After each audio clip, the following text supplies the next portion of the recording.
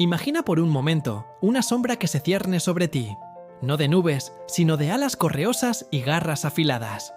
Un hedor insoportable precede a un chillido que hiela la sangre.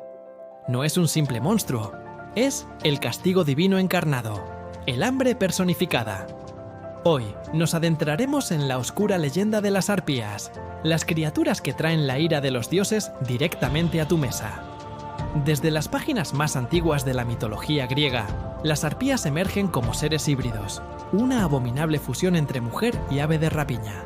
Poetas como Hesíodo las describen inicialmente con rostros de hermosas doncellas y cuerpos de pájaros, dotadas de una velocidad que supera al viento.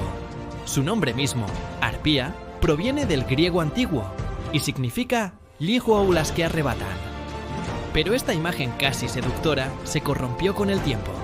Escritores posteriores, como Virgilio, las pintaron con una luz mucho más siniestra. Rostros pálidos y demacrados por un hambre eterna, garras de bronce curvadas y afiladas, y un vientre inmundo que desprendía una pestilencia capaz de contaminar todo lo que tocaban. No eran simplemente ladronas, se convirtieron en agentes de la contaminación y el tormento, un recordatorio viviente de que la belleza puede esconder la más terrible de las corrupciones.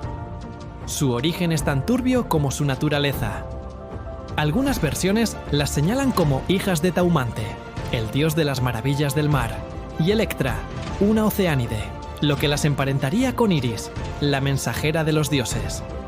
¿Cómo es posible que de una unión tan celestial surgieran criaturas tan terribles?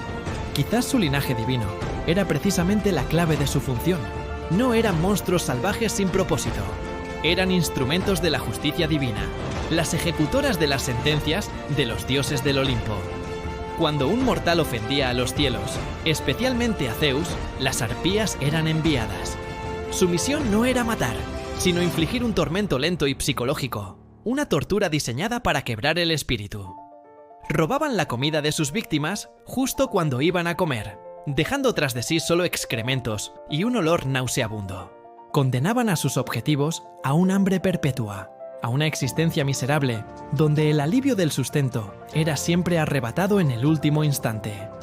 Eran la personificación del castigo implacable, una fuerza de la naturaleza corrompida, al servicio de una justicia cruel. El caso más célebre de su macabra misión es el del rey Fineo de Tracia. Fineo fue bendecido, o quizás maldecido, con el don de la profecía. Pero cometió un error fatal. Reveló demasiados secretos de los dioses a los mortales. Como castigo por su indiscreción, Zeus lo condenó, lo cegó y lo abandonó en una isla donde un festín aparecía ante él cada día. Pero justo cuando el anciano rey intentaba tomar un bocado, las arpías descendían de los cielos como una plaga. Con chillidos ensordecedores, arrebataban la comida de sus manos y contaminaban lo poco que quedaba con su inmundicia. Día tras día, año tras año, Fineo sufría el tormento del hambre eterna, rodeado por la promesa de comida que nunca podría probar. Su existencia se convirtió en una pesadilla viviente, un recordatorio constante de su ofensa a los dioses. Las arpías no solo le negaban el sustento, le robaban la esperanza, dejándolo en un estado de desesperación perpetua. ¿Puedes imaginar un castigo más cruel que morir de hambre frente a un banquete interminable? El destino de Fineo parecía sellado, hasta que un grupo de héroes legendarios llegó a su isla. Eran los Argonautas, liderados por Jasón, en su épica búsqueda del vellocino de oro. Al encontrar al desdichado rey, demacrado y al borde de la locura, escucharon su historia y se compadecieron. Fineo les prometió guiarlos en su peligroso viaje si lo libraban de su tormento. Los argonautas, conmovidos y necesitados de su ayuda, aceptaron el trato. Prepararon un nuevo banquete para el rey, pero esta vez estaban listos para la batalla. En cuanto Fineo extendió su mano temblorosa hacia la comida, el cielo se oscureció. Las arpías, Aelo y Ocípete, se abalanzaron como flechas vivientes, sus garras listas para arrebatar y contaminar. Pero esta vez, dos de los argonautas se interpusieron. No eran héroes comunes, eran Calés y Cetes, los hijos alados de Bóreas, el dios del viento del norte. Con sus propias alas desplegadas, se lanzaron al aire en una persecución frenética. El cielo se convirtió en un campo de batalla.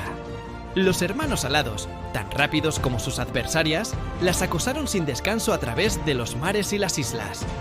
La persecución fue larga y agotadora, un duelo de velocidad y resistencia entre los hijos del viento y las ladronas del cielo. Las arpías, acostumbradas a ser las cazadoras, se vieron por primera vez como presas, huyendo por sus vidas.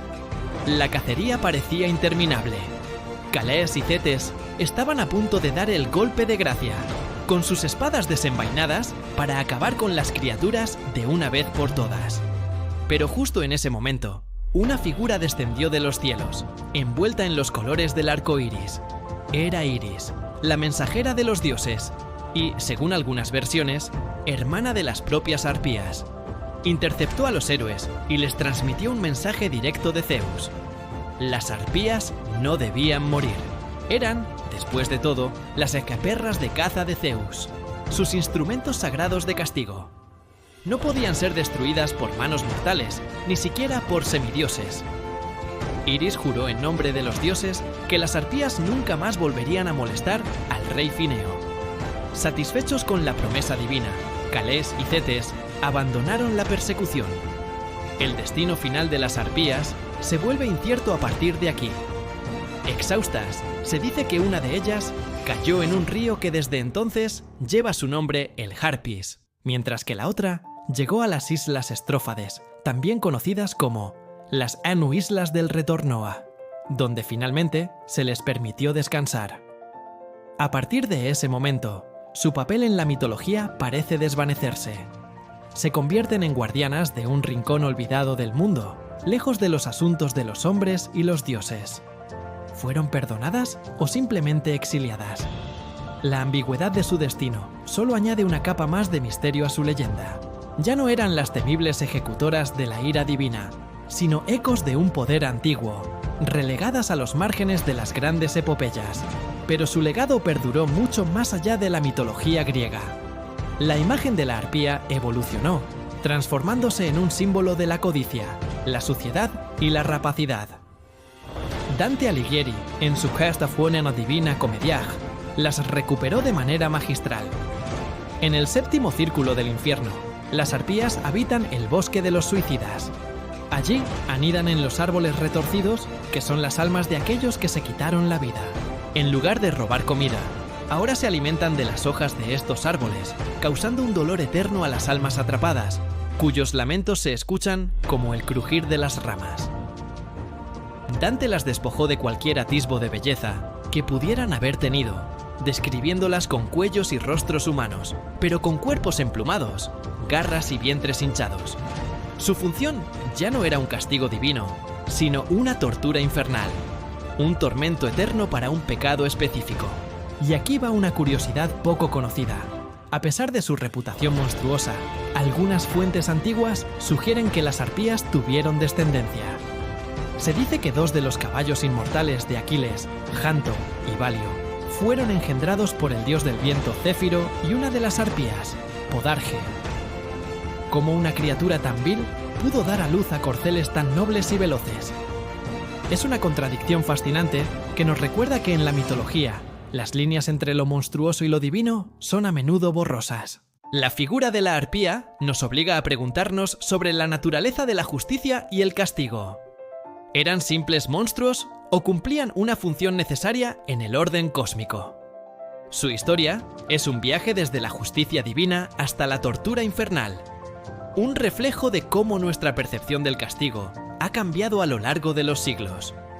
Y ahora te pregunto a ti, si tuvieras que diseñar un castigo moderno para un crimen como el de Fineo, revelar secretos que no te pertenecen, ¿qué forma tomaría? ¿Sería tan cruel como las arpías? Déjame tu respuesta en los comentarios. Gracias por acompañarme en este viaje a las sombras de la mitología. Si te fascinan estas historias oscuras y quieres descubrir más secretos ocultos en las leyendas antiguas, no olvides suscribirte, darle like a este video y activar la campanita para no perderte nuestro próximo episodio. ¡Hasta la próxima, exploradores de lo oculto!